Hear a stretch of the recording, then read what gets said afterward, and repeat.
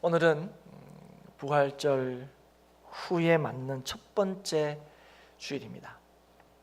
이 말이 무슨 말이냐면 지난주가 부활절이었다 하는 거죠. 안 믿기시죠? 한 몇 주 지난 것 같은데 지난주였습니까? 우리가 오늘 이 고린도전서 15장 12절에서 22절 말씀 반가우십니까? 아니면 또 이 말씀이야 이런 생각이 드십니까?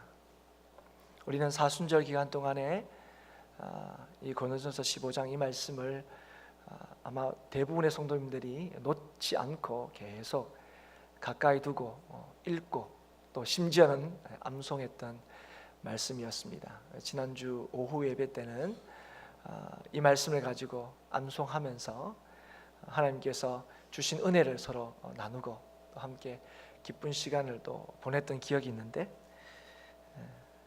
그 시간은 지난주인 것 같습니까? 그 시간은 지난주인 것 같은데 벌써 말씀은 가물가물하시지 않습니까?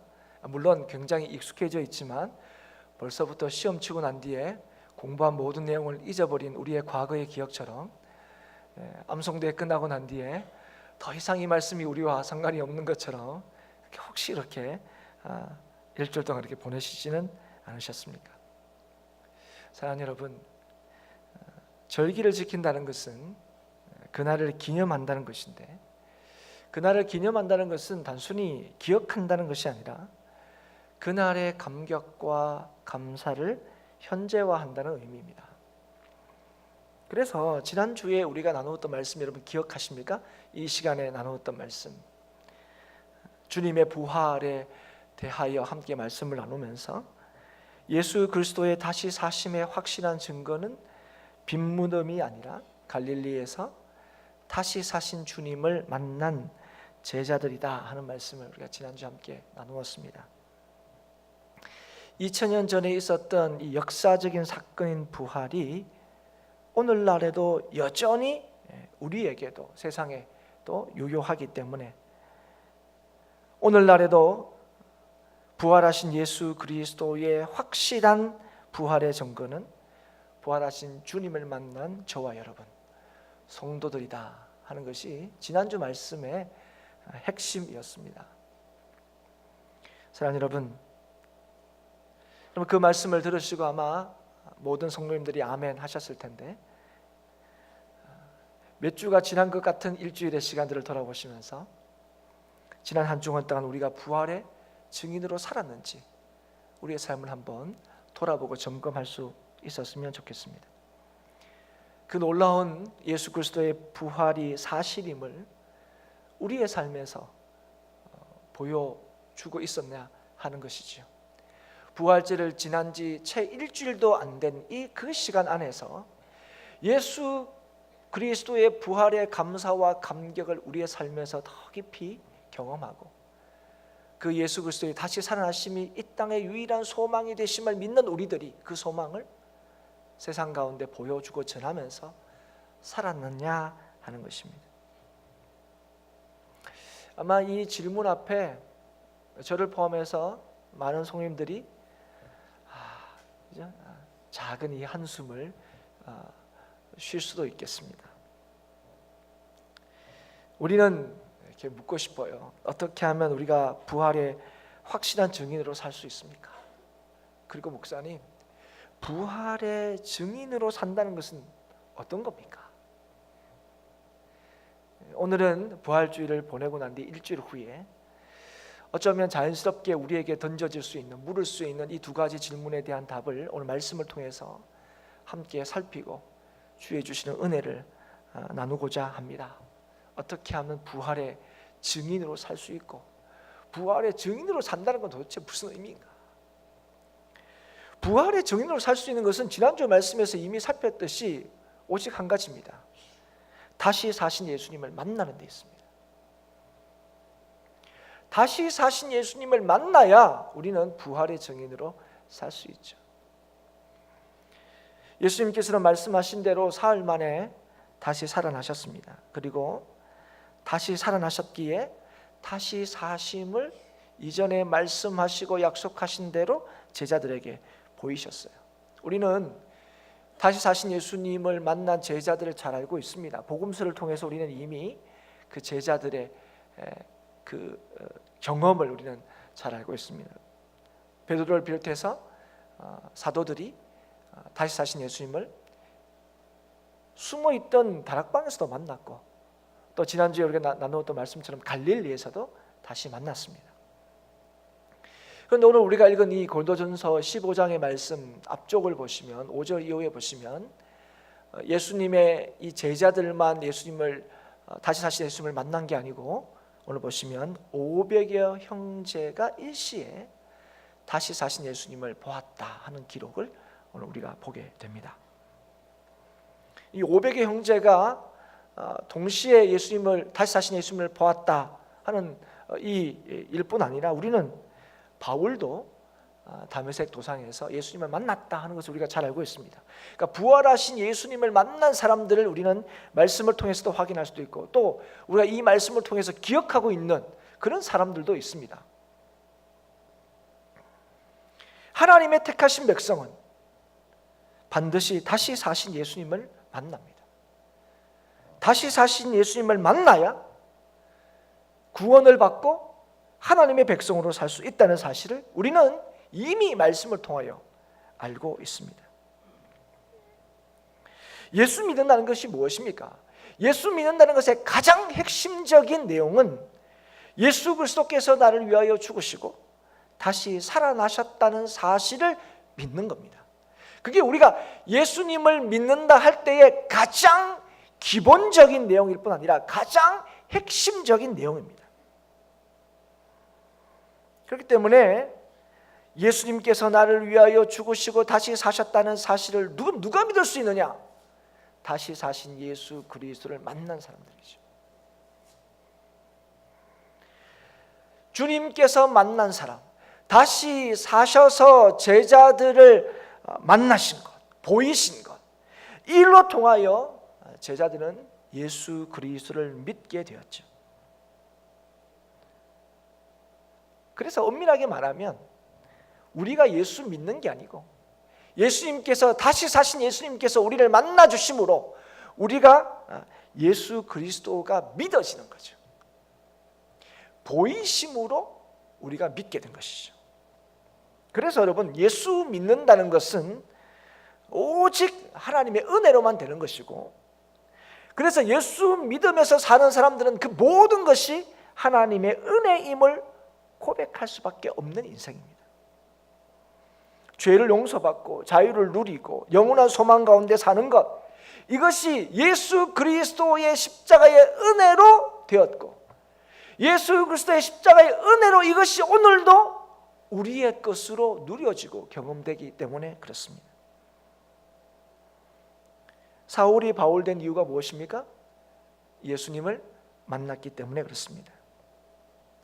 이 은혜로 인해서 사울은 완전히 다른 사람이 되었죠. 다메섹 도상에서 이 바울이 만난 주님은 단순히 환상이 아니었습니다. 여러분, 예수님께서, 다시 사신 예수님께서 우리를 만나 주시는 방법은 다양합니다.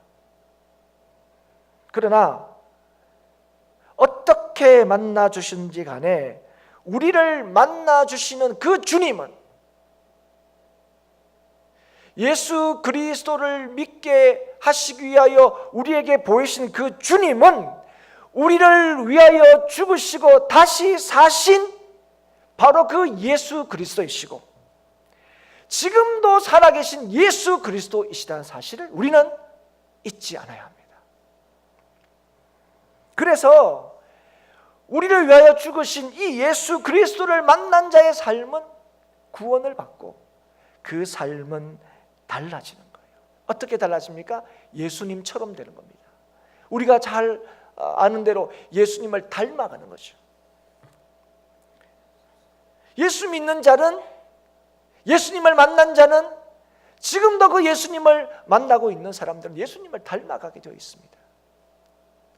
인생에서 만남이 얼마나 중요한가 하는 것은 새삼 여기에서 다시 강조할 필요가 없을 정도로 우리의 인생에서 가장 중요하게 여기는 부분입니다. 누구를 만나느냐, 사람을 내 삶에서 만나느냐가 왜 중요합니까?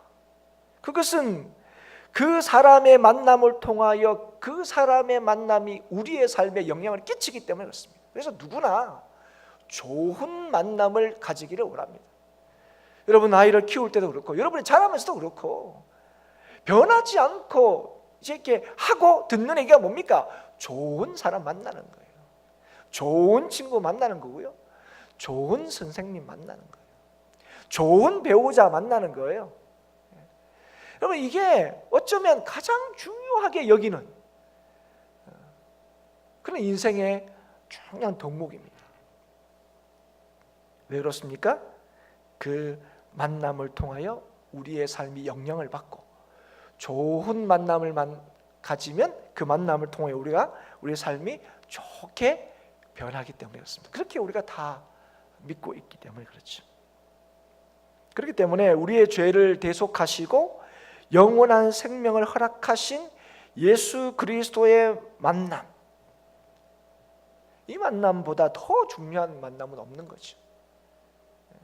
이 만남보다 우리의 삶에 더 큰 영향을 끼칠 만남은 없는 거죠. 그런데 예수님과의 만남은요, 그 예수님을 만남으로 우리의 삶이 좀 더 나아지는 게 아닙니다. 좀 더 좋아지는 게 아니에요. 예수님을 만나면 우리의 삶이 개선되는 게 아닙니다. 그런 차원이 아니에요. 예수님을 만나면 우리는 완전히 새롭게 되는 거예요. 소망 없던 우리가 소망 있게 되는 거죠. 죽었던 우리가 다시 사는 거죠. 그래서 고린도후서 5장 17절 말씀에 그런즉 누구든지 그리스도 안에 있으면 새로운 피조물이라 이전 것은 지나갔으니 보라 새 것이 되었도다 말씀하시는 거예요. 예수님을 만나면 야 이제는 좀 더 나은 삶을 살게 될 거야 아니라 이제부터는 완전히 새로운 삶을 살게 될 거라는 거예요. 이전과는 전혀 다른 존재가 된다는 거예요. 그래서 예수님을 만난 자만 뭐래요? 소망이 있다는 거예요. 그래서 예수님을 만나지 않은 인생, 그래서 그 예수님을 믿지 못하는 인생은 뭐라고 말씀하셨습니까? 이미 심판을 받은 것이다는 거예요. 부활하신 예수님을 만난 제자들의 모습을 우리는 잘 알고 있습니다. 이전과는 완전히 다른 사람이 되었죠. 다른 모습으로 우리에게 다가옵니다. 그들은 예수님께서 십자가를 지시기 전에 이미 예수님으로부터 여러 차례에 걸쳐서 예수님께서 죽으시고 다시 살아나실 것을 들었어요.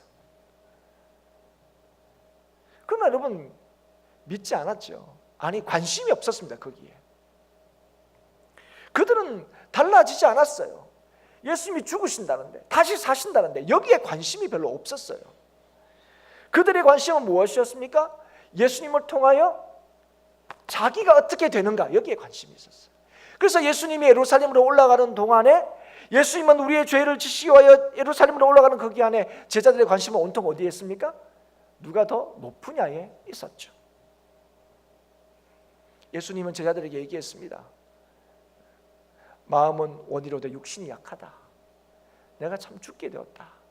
나와 함께 깨어서 기도하자. 그렇지만 제자들은 자신만만했습니다. 예수님 그런 걱정은 붙들어 매십시오. 다른 사람 다 예수님 배신해도 저는 예수님 안 배신합니다. 감옥에 갈지언정 죽을지언정 저 절대로 주님 떠나지 않습니다. 그럼 이거 베드로가 얘기했지만 베드로만 그렇게 얘기했다고 말씀하지 않아요. 모든 제자들이 다 동일하게 베드로와 같이 말했다고 얘기했습니다. 똑같이. 다른 사람은 몰라도 저는 예수님 끝까지 따르겠습니다. 큰 소리 쳤지만 그들이 어떻게 됐습니까? 예수님을 모른다 하고 예수님을 떠나고 두려워서 숨었죠. 그런데 그들이 다시 사신 예수님을 만난 이후에 얼마나 놀랍게 변했는지 모릅니다. 왜 변했는가? 왜 이전과 뭐가 달라졌는가? 한 가지밖에 없습니다. 다시 사신 예수님을 보았기 때문에 그렇습니다. 그래서 부활하신 예수님은 하나님께서 우리를 구원하시기 위하여 보내신 그리스도이시다, 메시아이시다 하는 것의 확증인 거죠. 그래서 예수님께서 다시 살아나지 않았다 하면, 나심이 없으면 우리의 믿음이 헛될 수밖에 없습니다. 그래서 예수님이 하나님이 우리를 구원하시기 위하여 보내신 메시아라는 것이 뭘로 확인된 겁니까? 예수 그리스도의 죽으심과 다시 사심으로 말미암아 이게 확정이 된 거예요. 그래서 여러분, 우리는 뭘 믿습니까? 우리 예수님 믿는다 때 뭘 믿는다고요? 예수님이 우리를 위하여 죽으셨다가 다시 살아나셨다는 걸 믿는 게 우리가 얘기하는 믿음이 있다 하는 그 믿음이에요. 우리가 그걸 믿는 거예요. 그걸 딴 걸 믿는 게 아닙니다. 이걸 믿는 자가 구원을 받는 거고요, 이걸 믿는 자가 능력으로 하나님의 역사하심을 경험하는 거예요. 이걸 믿는 사람이.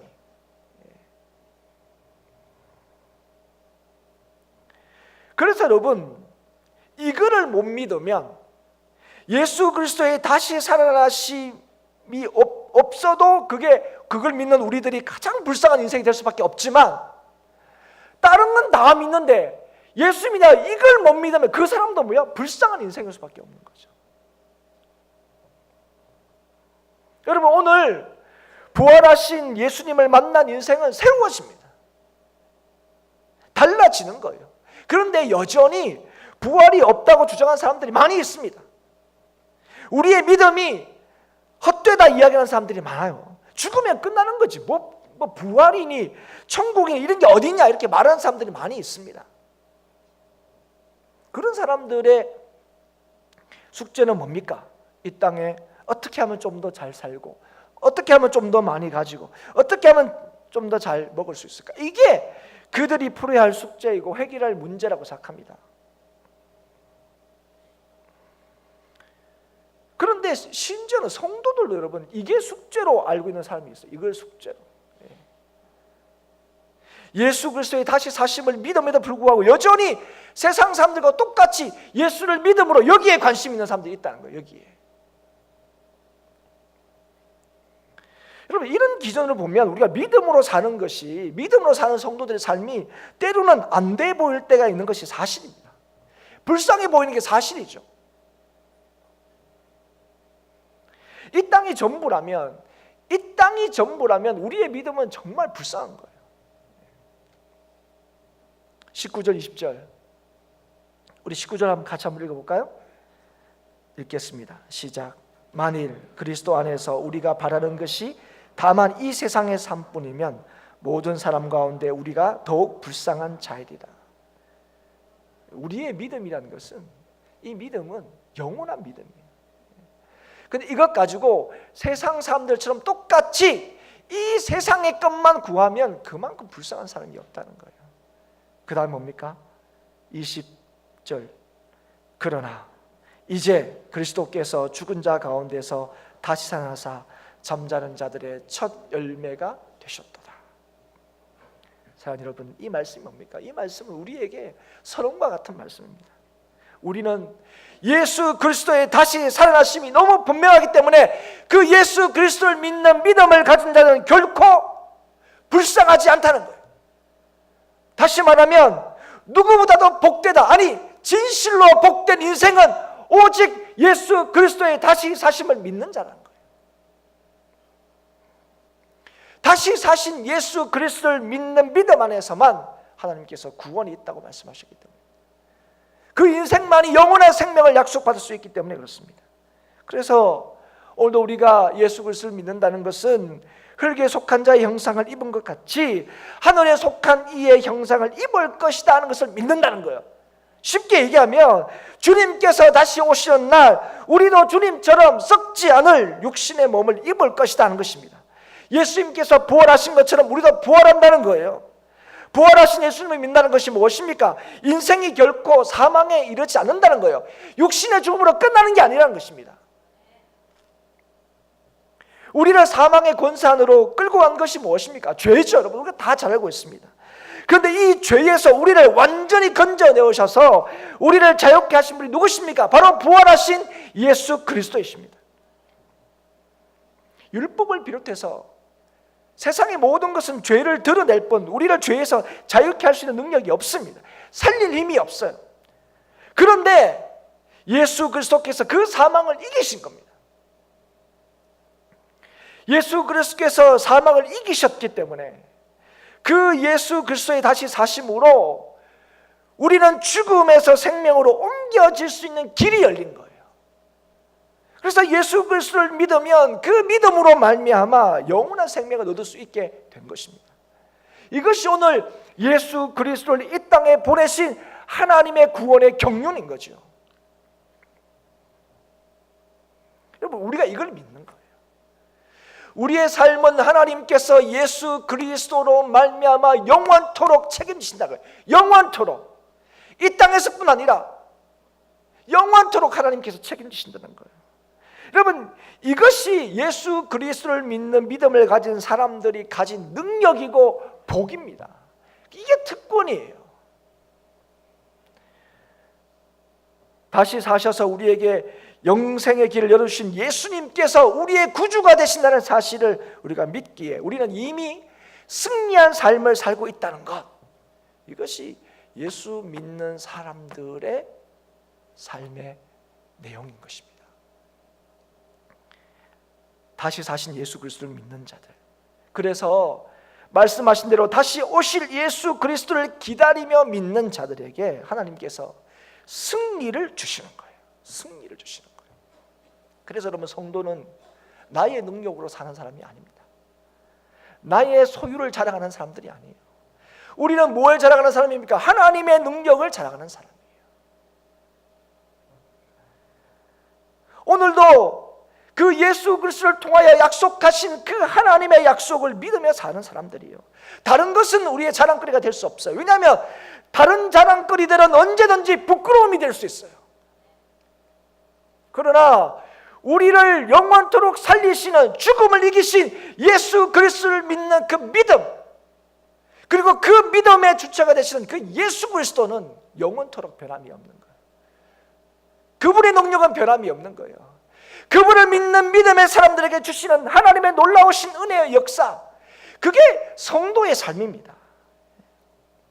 그래서 여러분, 오늘 우리가 이 믿음으로 살 때에 우리에게 있을 수 있는 건 뭐밖에 없는지 아십니까? 하나님께 뭐밖에 할 수밖에, 감사밖에 할 게 없는 거예요.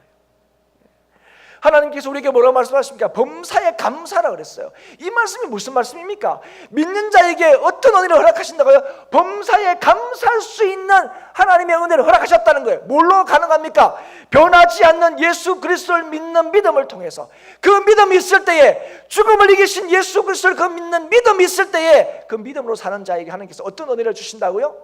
범사에 감사할 수 있는 은혜와 능력을 주신다는 거예요.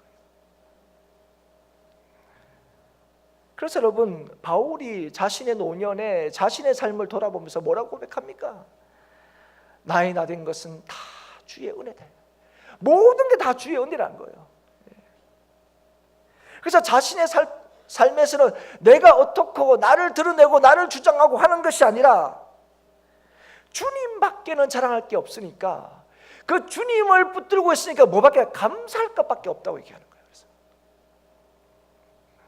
사랑하는 여러분, 이것이 오늘도 예수 그리스도를 믿는 자에게 주시는 하나님의 놀라우신 은혜인 줄 믿을 수 있기를 축복합니다. 이 은혜가 저와 여러분의 것이 될 수 있기를 축복합니다. 이게 오늘도 예수 그리스도를 믿는 자에게 주시는 하나님의 승리의 증표예요. 어떤 상황 속에서 우리가 지지 않는다는 거예요. 어떤 상황 속에서 우리가 무너지지 않는다는 거예요. 죽음을 이신 예수 그리스도의 그 믿음이 우리에게 있는 한, 이 모든 것을 이기게 하시는 하나님의 역사만이 우리가 기대할 수 있는 거예요. 낙심하지 않는 거예요. 포기하지 않는 거예요. 왜 그렇습니까? 승리는 오직 죽음을 이기신 예수 그리스도, 그분께 있는데, 하나님께서 우리에게 주신 믿음이 뭡니까? 그분을 믿는 믿음, 그분이 이루신 그 공로를 우리의 것이 되게 하신 그 하나님의 놀라우신 은혜가 우리의 것이 되었기 때문에 우리는 견실하고 우리는 흔들리지 말아야 한다는 거죠.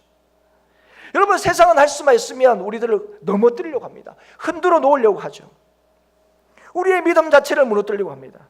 그러나 우리는 우리의 믿음이 결코 헛되지 않는다는 사실을 압니다. 예수 그리스도의 죽으셨다가 다시 사심은 영원토록 우리를 살리신 능력이라는 사실을 믿습니다. 그리스도는 진실로 우리를 위하여 죽으셨다가 진실로 우리를 위하여 다시 사셨기 때문에 그렇습니다. 이 믿음이 있을 때 여러분, 이 믿음이 있을 때 여러분, 우리는 흔들리지 않는 거예요. 여러분, 뭐가 있으면 안 흔들리지 않습니까? 바로 이 믿음입니다. 하나님께서 우리에게 주신 이 믿음, 예수 그리스도가 나를 위하여 죽으시고 나를 위하여 다시 사셨다는 이 믿음이 있을 때 우리는 세상의 어떤 것도 우리를 흔들어 놓을 수가 없는 거예요. 이 믿음이 모든 것을 이깁니다. 왜 그렇습니까? 예수 그리스도는 우리를 위하여 십자가를 지신 예수 그리스도이시고 다시 사셔서 만물을 그의 발 아래 두신 만왕의 왕이시기 때문에 그렇습니다. 그분을 믿는 믿으면 절대로 후회함이 없게 하시는 거예요. 그분을 믿는 믿으면 절대로 실패함이 없게 하시는 거예요. 이게 오늘 예수 그리스도께서 저와 여러분에게 약속하신 거예요. 그렇기 때문에 우리는 어떤 상황 속에서도 주의 일에 더욱 힘쓰는 자가 되어야 합니다. 세상은 우리를 낙심케 하고 우리를 주님의 길에서 멀어지게 만듭니다. 주님을 바라보지 못하게 하고 주의 기뻐하신 일을 하지 못하게 합니다. 우리가 믿음으로 하는 모든 수고와 노력이 아무 소용이 없다고 얘기합니다. 그런 것처럼 보이게 하죠. 우리가 뭘 한다고 뭐가 되겠냐고 말합니다. 우리 자신을 보게 하고 우리의 상황을 보게 합니다. 그러나 사랑하는 여러분, 역사하시는 분 누구십니까? 하나님이십니다. 여러분. 승리를 주시는 분도 하나님이십니다. 오늘도 하나님께서는 택한 자들을 통하여 역사하시는 거예요. 그래서 그 택함 받은 자들이 누구를 의지하고 누구를 바라봐야 합니까? 바로 하나님입니다. 오직 우리를 구원하신 예수 그리스도, 그분만을 나의 구주로 믿고 의지해야 되는 거죠. 그래서 여러분, 하나님의 일이 무엇입니까? 예수 그리스도를 바라보는 게 하나님의 일이에요. 예수 그리스도를 믿는 게 하나님의 일이에요. 사랑하는 여러분, 형제들의 모습을 보면요, 때로 낙심합니다. 우리들의 모습을 보면 더 한숨만 나올 뿐입니다.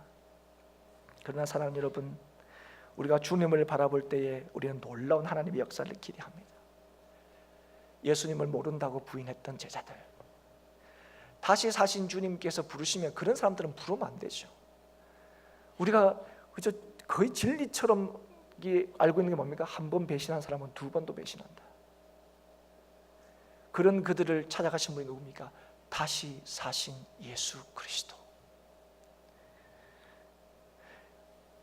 실패한 제자들, 배신한 제자들 보면 아무 일도 안 일어날 것 같아요. 그러나 다시 사신 예수 그리스도를 바라볼 때 우리는 하나님께서 믿는 자를 통하여 이루시는 하나님의 놀라우신 역사를 우리는 보게 되는 것입니다. 사랑하는 여러분, 오늘 저와 여러분이 오늘도 예수님을 믿는 이유가 여기 있는 거예요. 이제까지 나는 실수를 안 했어. 이제까지 난 잘해왔어. 조금만 더 가면 천국이야. 이래서 갈 수 있는 사람은 아무도 없는 거예요. 오늘도 여전히 나를 성도되게 하시는 것, 나를 여전히 소망 있게 하시는 것, 나를 여전히 힘 있게 하시는 분은 바로 나를 위하여 죽으시고 나를 위하여 다시 사시고 나와 함께 영원토록 함께 있겠다 약속하신 예수 그리스도, 그분만이 오늘도 나를 나되게 하는 거예요. 그분을 의지하고 믿을 때 오늘도 우리는 한숨 짓지 않게 되는 거예요. 우리 자신이든 형제되든 실망하지 않는 거예요. 오히려 우리를 온전케 하시고 우리의 믿음의 주가 되시는 예수 그리스도를 바라보게 되는 거예요. 그것이 뭐라고요? 그것이 하나님의 일이라고요. 하나님의 일. 사랑하는 여러분, 그래서 오늘도 우리의 소망은 뭐가 됩니까? 이렇게 답 없고 대책 없고 능력 없고 부족한 나를 주님께서 찾아오셔서 우리에게 믿음 주셨는데 이 믿음을 통하여 나를 어떻게 변화시키고 어떻게 나를 사용하실까? 그것이 오늘 저와 여러분의 기대가 되어야 됩니다. 이게 저와 여러분의 기도의 제목이 되어야 되죠. 하나님, 나 같은 사람 찾아오셔서 세상을 이길 이 믿음을 나의 것으로 되게 하셨는데 하나님, 나를 통하여 뭘 이루시기를 원하십니까? 하나님의 뜻을 기대하고 하나님의 역사를 소망하는 것이죠. 이것이 부활하신 예수 그리스도를 믿는 사람입니다. 이것이 부활하신 예수 그리스도를 믿는 사람들의 모습인 거죠. 사랑하는 여러분, 어떤 상황 속에서도 굳게 서십시오. 흔들리지 마십시오. 그리고 더욱 주의 일에 힘쓰십시오. 우리가 믿는 주님은 우리에게 승리를 주시는 분이십니다. 합력하여 선을 이루시는 분이십니다. 그러므로 우리는 흔들리지 않고 주께서 우리에게 주신 이 믿음, 예수 그리스도의 죽으심과 부활을 믿는 이 믿음을 가지고 부단히 주께로 나가야 될 줄 믿습니다. 이것이 성도의 삶입니다. 이것이 부활하신 주님을 만난 자의 삶입니다. 하지만 부활을 믿지 않는 사람, 부활을 경험하지 않는 사람들은 불쌍한 인생을 살 수밖에 없습니다. 믿는다고 하지만 그 삶에는 능력을 맛볼 수 없습니다. 영생을 말하지만 그 삶에는 실제로는 이 세상의 삶뿐인 것처럼 살게 된다는 거예요. 오늘 우리가 믿음이 있는지 믿음이 없는지 여기서 여러분 우리가 알아야 돼요. 우리에겐 정말 하나님의 능력이 있는가? 오늘 우리의 삶의 목표는 이 세상에만 있는가? 아니면 영원하신 하나님의 나라에 있는가? 사랑하는 여러분, 오늘도 우리가 부활을 확신하며 다시 오실 주의 날을 기대하며 오늘을 믿음으로 사는 저와 여러분이 될 수 있기를 축복합니다. 이 믿는 자에게 주시는 승리를 오늘도 확신하며 기대하며 맛보며 사는 우리 행복한 교회가 될 수 있기를 축복합니다. 주의 주시는 이 약속과 은혜 가운데 날로 주님을 닮아가며 날로 주님의 뜻을 이루며 주께서 맡기신 사명을 감당하는 저와 여러분이 될 수 있기를 다시 한번 주의 이름으로 축복합니다.